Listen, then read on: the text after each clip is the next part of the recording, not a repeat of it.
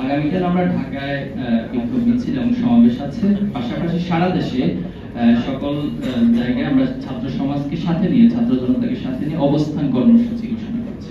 আমাদের সরকারের চরম উদাসীনতা এবং ব্যর্থতার পরিচয় বহন করে সরকার আইন শৃঙ্খলা বাহিনী যেভাবে আরো সতর্ক, সচেতন এবং কঠোর হওয়া দরকার ছিল, এই জায়গায় যথেষ্ট ঘাটতি রয়েছে। আমরা আহ্বান জানিয়েছি, আশা করি আইন শৃঙ্খলা বাহিনী কঠোর হবে।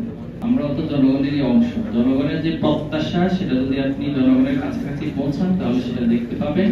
এবং সোশ্যাল মিডিয়াতে এই আগুন সন্ত্রাস এবং যারা নৈরাজ্য সৃষ্টি করছে, অরাজকতা সৃষ্টি করছে, তাদের পক্ষে জনগণের সেন্টিমেন্ট ফুটে উঠেছে এবং সে জায়গা থেকে আমরা রাজপথে অবস্থানের মাধ্যমে মূলত তাদেরকে যে প্রতিহত করা এবং রাজপথে তাদেরকে মোকাবেলা করা, পাশাপাশি আইন শৃঙ্খলার বাহিনীর যে ভূমিকা, এর মধ্যে দিয়ে আশা করি যে ভীতির কথা বলছেন এটা দূর হবে। আমরা বলেছি যে সরকার, গোয়েন্দা সংস্থা, আইন শৃঙ্খলা বাহিনী তারা যতটুকু সতর্ক, সচেতন হওয়া দরকার তাদের ঘাটতি রয়েছে।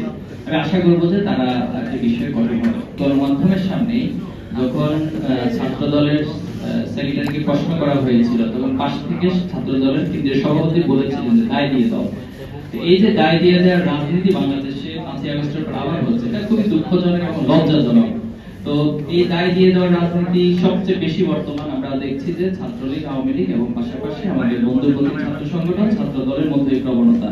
যেখানে এনসিপির সামনে যাকে গ্রেফতার করা হয়েছে, ধরা হয়েছে, সে নিজে বলেছে তিনি আওয়ামী লীগ, ছাত্রলীগের সাথে জড়িত, অথচ সেটাকে ভুয়া ফটোকার্ড বানিয়ে অথবা সোশ্যাল মিডিয়াতে গুজব ছড়িয়ে ছাত্র শিবির বানিয়ে দেওয়া, এটা খুবই মানে হীন রাজনৈতিক পরিচয় বহন করে।